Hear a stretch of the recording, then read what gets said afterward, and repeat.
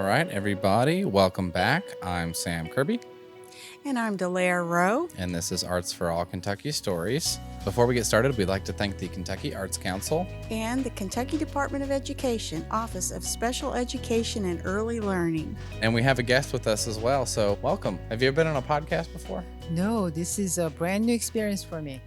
Well, we hope you're having fun so far. Oh, I'm looking forward to it. Yes. So tell us a little bit about yourself, and then we'll kind of jump into what we were talking about before we started recording here. Okay, I'm Miwon Choe. I'm a faculty in the art department at Western Kentucky University. I have been at Western.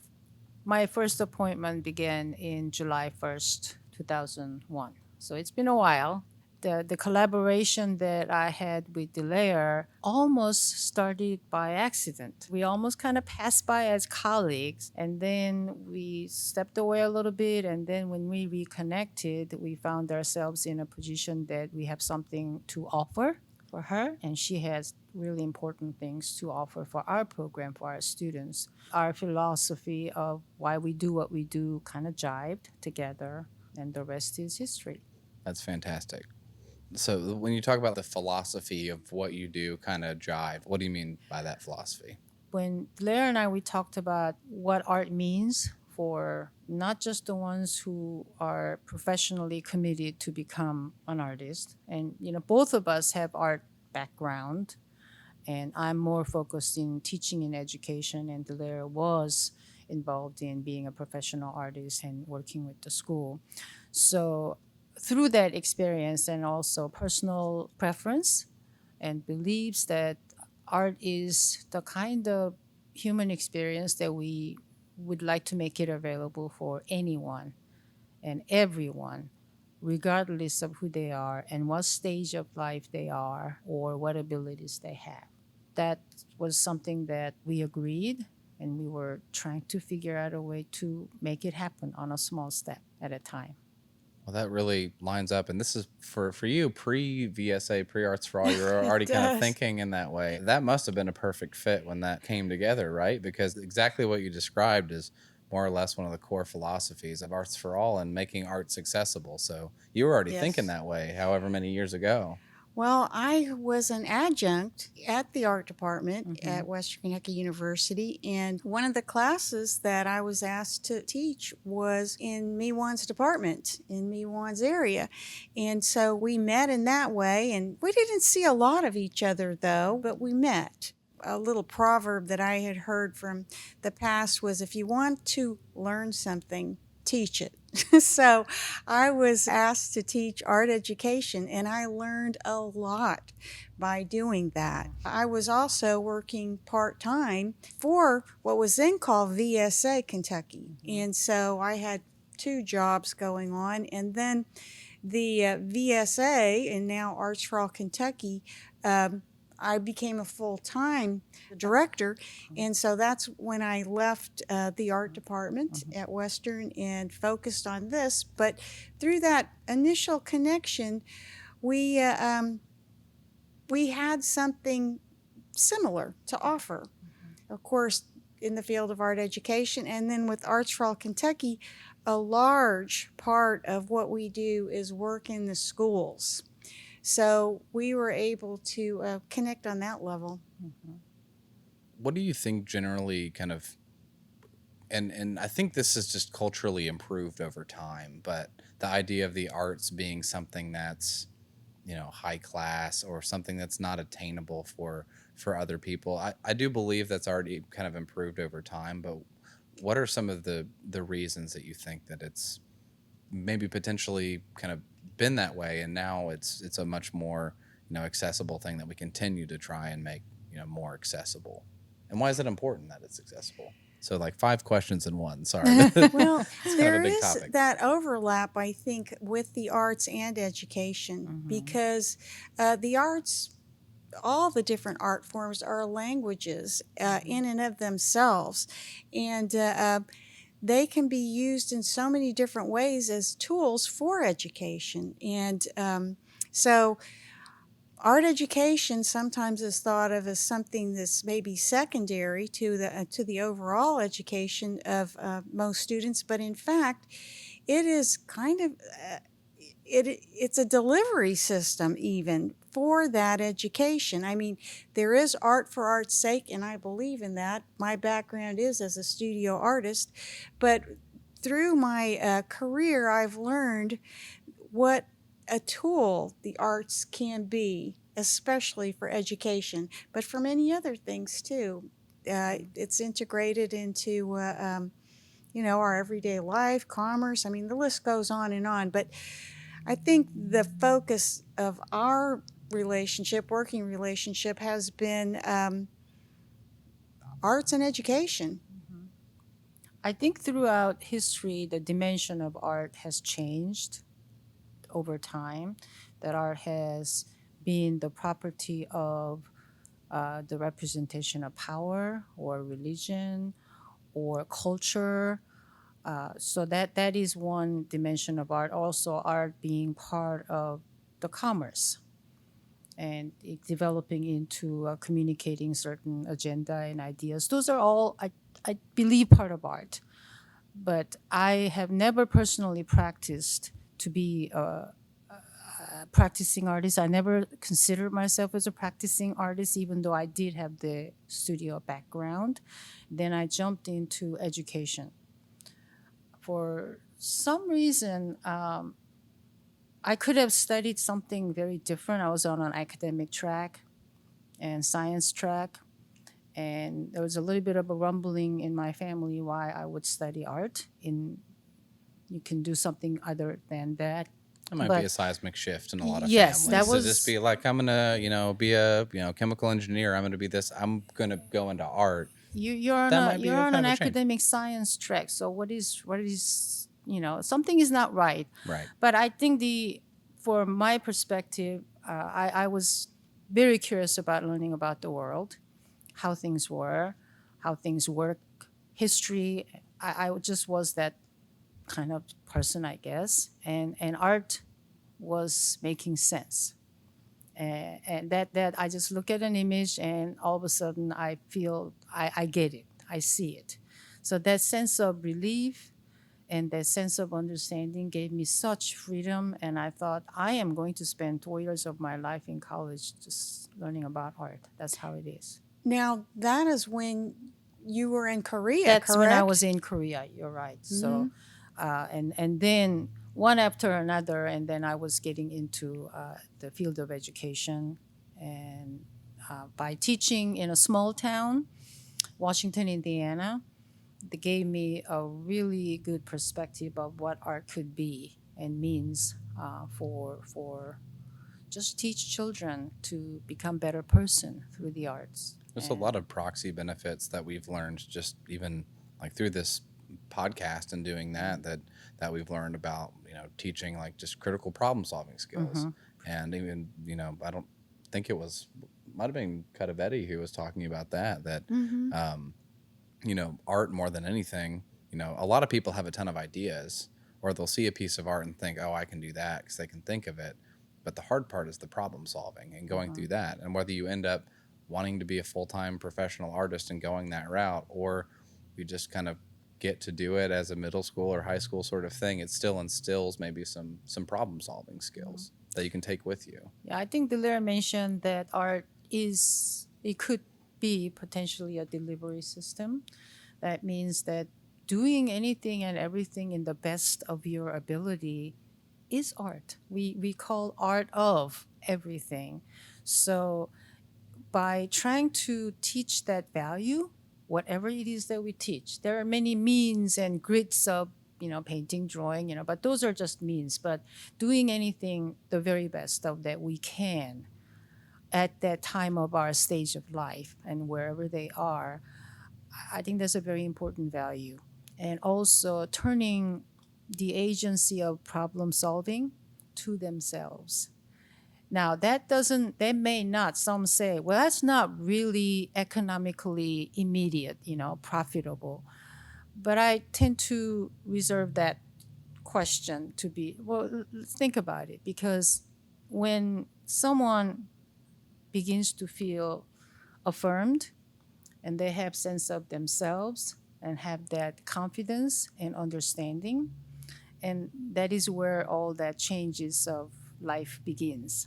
And I believe that if we could do it in the best way, right, then we will be able to help students and anybody see that ownership of their own self through art. And that's with, not just your, quote unquote, traditional students. That's with your, you know, the students with disabilities and your exceptional students that we were, that Arts for All is really, focused on in a lot of ways. And building that confidence in somebody who has more or less probably spent some time in an environment where they're not really having any confidence built up at all. They're just kind of managing or doing that. So the art process, I think, is something that allows the building of that confidence and the kind of maybe forging a little bit of independence that maybe they've not even thought is possible for them. So, Absolutely. And I also know that Miwon does a lot of work with English as a second language students in the schools. That's true, and I'm sure that there's a scientific way that it can be proved and analyzed in so many ways. We have the different hemisphere in our brain, left and right, and how we process information. And I do believe that we don't schools sometimes tend to be over analytical. We focus so much on that logical analytical part of education, math and science. Not to discredit, they are important. But I think arts and humanities try to understand where we are, who we are, is where all those tools are going to be rooted. That's the way I see it. So you can have all the tools you could pursue, but what is that for? And where is that going? And how are you going to benefit? So it really is a relationship in some way. And when artist is creating their own work, it's a very private space. It's their art and themselves and the world that they create. It's a relationship of two-way. But when you are teaching, when you're trying to make art available and accessible for anyone who is willing to learn, that means we're talking about three-way relationship. So it is you and your art, of course. But what is going to get bigger is the people who will be around that you'll be connecting through your art as a tool.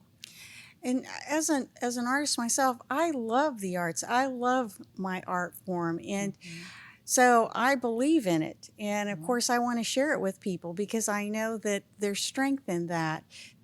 I think that really provide a very special rapport, which sometimes is lacking in the school because school has obligation to manage large number of students and large number of obligations that they have to at least address. Fulfilling, I'm not sure, but they have to address that.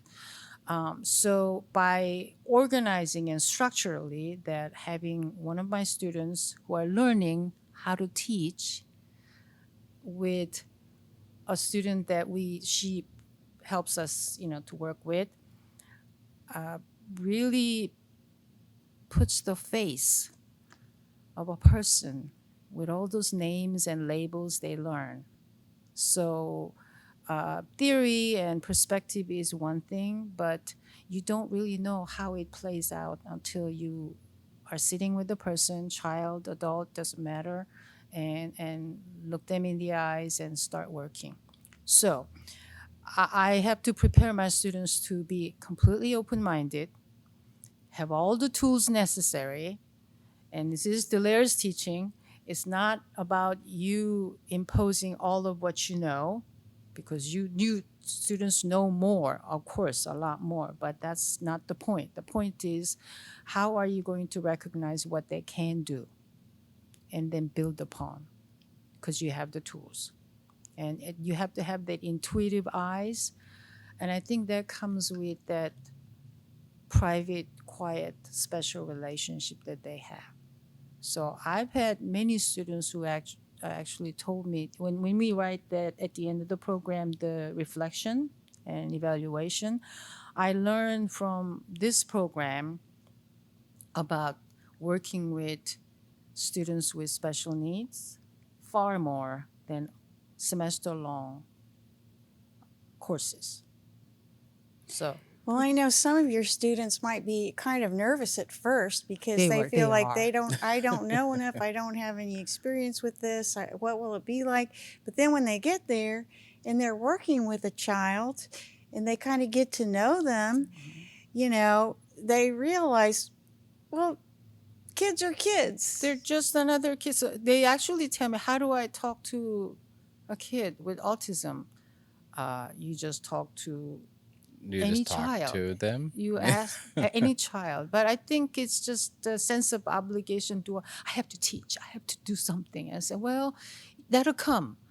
But the most important thing is that you want them to get to know you, allow yourself to so they get to know you and they feel comfortable and they trust you. And once you have that fertilizing ground, then it's going to grow and it'll just have the life of its own force. It's the same as, potentially like learning a foreign language. So like you Precisely. can sit there and you can take um, 6 years of Spanish and you can feel pretty fluent, but you're not going to learn it the same way as if you spent 6 months in Spain That's or true. in, somewhere in Latin That's America. true. But also, one thing they realize, I think we know it intuitively. Not all individuals, children, adult, are going to learn the same way we set up our own procedure. So, because we are trying to teach, but learning is up to the students. It's their own way. They'll learn, they'll accept when they're ready. So we could create an environment and nurturing place that they want to. And that's part of the difficulty or challenge or reward all at the same time because you have to encourage and motivate the students in a way that they'd like to follow you. And that I believe only happens probably in a trusting relationship. Well, I have to say, I'm really proud that to think that there are young art teachers out there and across Kentucky and maybe other places too, who have been influenced by their experience with Arts for All Mhm. Kentucky, and it's a small part of their education, but I like to think it's an Well, important part. I'm not It's an sure if it is important a part. small part. I tend to want to expand a little bit. It starts as a small part, but it really expands hugely because what we're also learning is that because people, children, anybody will learn in a different way, we try to accommodate multiple ways of delivering. Some need to see and touch and participate in so many different ways. What do we call that? Well, I know we promote universal design for Universal. learning That's right. so that students are presenting the information in different ways, allowing the students to show what they know in different ways, and it's It, especially in the way we talked about how we evolved as we started, and in the last 3 years, oh my goodness, we because of the difficult situation and lockdown and all the concerns, we even had to teach autism children with autism on different levels through Zoom. Now that was a challenge, Mm-hmm. but we had to try it, and I wanted students to figure out, you don't have to give up. This is only temporary.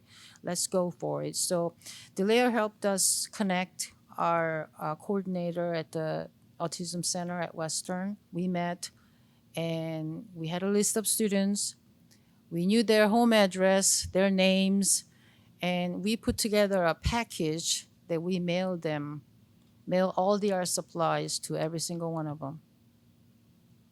So they'll have the materials. My student will have the materials. And I was looking for a computer everywhere in the art department because there was only one computer with one family. They were everywhere. We even did that. That was part of the new understanding because we couldn't have the kids mhm. coming to the building. So the school was just it's not the best situation there, and we didn't want to be outside. That just wasn't working as well. And then another one that I believe that really our collaboration saved my program, literally, figuratively, in some way, because that was again in the middle of lockdown. We couldn't be in school. We couldn't go to school. They were having a hybrid. So children will come Monday, Wednesday, and then the other half Tuesday and Thursday. And we had a visiting storyteller and musician. We would Cynthia Shangaras, and so we work with one particular school that is the poorest in town. Large number of ESL refugee students and low income, Title I school, and so with that help, financial help to bring her, my students were involved, and based on the story she was telling, the theme was wonderful. Yeah, the a friend in need is a friend indeed, something like that. So I don't know what we could have done without that collaboration. And that's what one of the things that I've learned through my job is how does Arts for All Kentucky, how is it a statewide organization? How could that be? We only have one little office in Bowling Green. It's networking. We meet people, we talk to them, and we work together. And that's how it happens. That's how we provide services statewide. And we're always looking for new partners, too. It's extremely collaborative. Yes. And the fancy term for that is when cross sector collaboration, that you step out of your own entity, and this has started in England in York University when I attended that conference there, which means that even though we are in higher education, doesn't necessarily mean that we have to stay only where we are. We have to go out and reach to the communities and entities and different sectors. So part of what Delaire and I were doing is we're connecting university and the community organization. And then she's connecting with the public schools through her tools. I connect with public schools through my teaching, and my students are teaching everywhere in Kentucky as an art teacher. So that level of like a web of network, It's a ripple effect. is so important. Yes, you are absolutely right. And also, this is more of a personal philosophy in some way, and I'm sure that Delaire would agree that I think if you're not ready, you still have to keep searching for yourself the answer. The important thing is in the process. So when you do that, you recognize when the opportunity comes, when something is right, when something feels right, something doesn't seem like it's out of order. And I think that's how we connected. And a lot of times it's not scientific, it's just intuitive, and we use our creative I say perspectives to make it work. Thank you all for tuning into Arts for All Kentucky Stories. It's a great opportunity for us to showcase our artists and students and parents, families impacted by Arts for All Kentucky, and to talk more about how the arts is an opportunity that's unifying and inclusive for those with disabilities. Again, we'd like to thank the Kentucky Arts Council and the Kentucky Department of Education Office for Special Education and Early Learning for making all of this possible. We invite you to follow us on Facebook, follow us on Spotify or YouTube, where we release the podcast to stay up to date with new releases. Again, my name is Sam Kirby, and thanks for the opportunity to host this show.